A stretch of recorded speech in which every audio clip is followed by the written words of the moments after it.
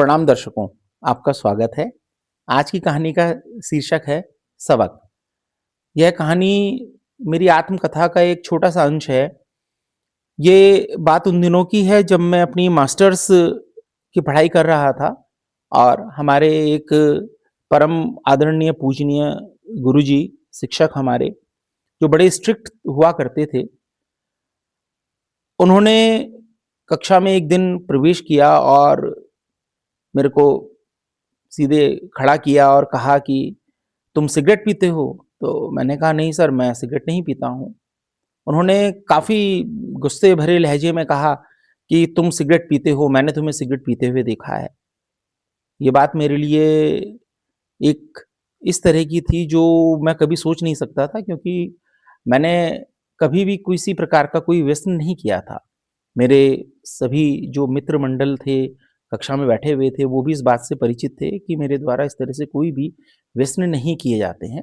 उन्होंने भी शिक्षक महोदय से इस बात के लिए कहना चाहा किंतु उन्होंने किसी की एक ना सुनी और मेरे को काफ़ी भला-बुरा कहा।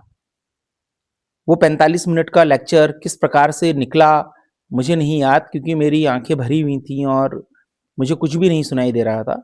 मैं पूर्ण रूप से उस दिन अपने किसी भी काम को ढंग से नहीं कर पाया और लगभग 1 हफ्ता मैं इसी चीज़ में रहा कि आखिर सर ने ऐसा मुझसे क्यों कहा?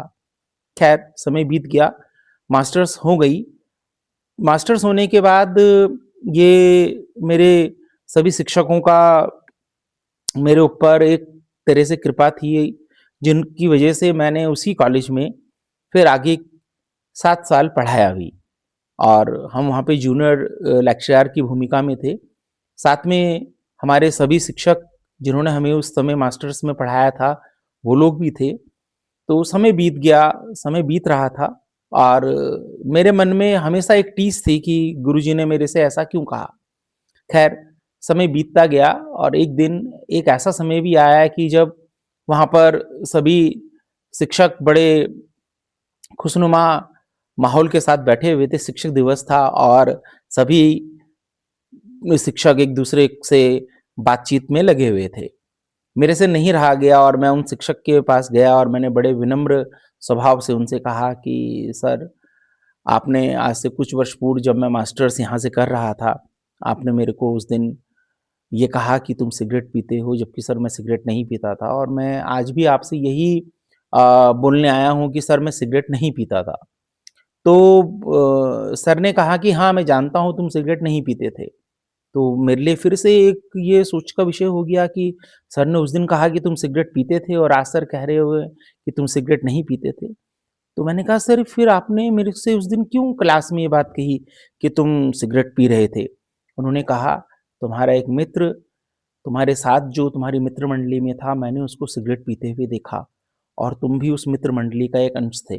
मैं नहीं चाहता था कि तुम्हारी अंदर की जो प्रतिभा है वो इस तरह से किसी व्यसन की आदी हो जाए और हम एक अच्छे बच्चे को खो दें।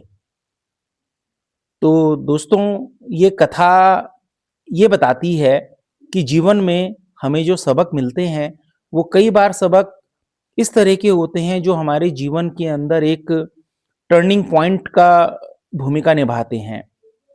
और मैं अपने सभी शिक्षकों का विशेष आभार करता हूँ और विशेष उन शिक्षक का जिन्होंने मेरे को जीवन में वो सबक दिया।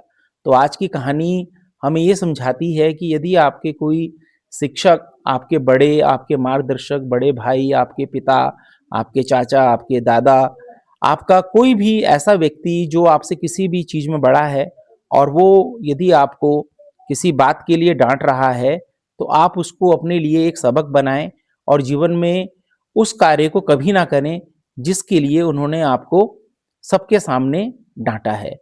धन्यवाद।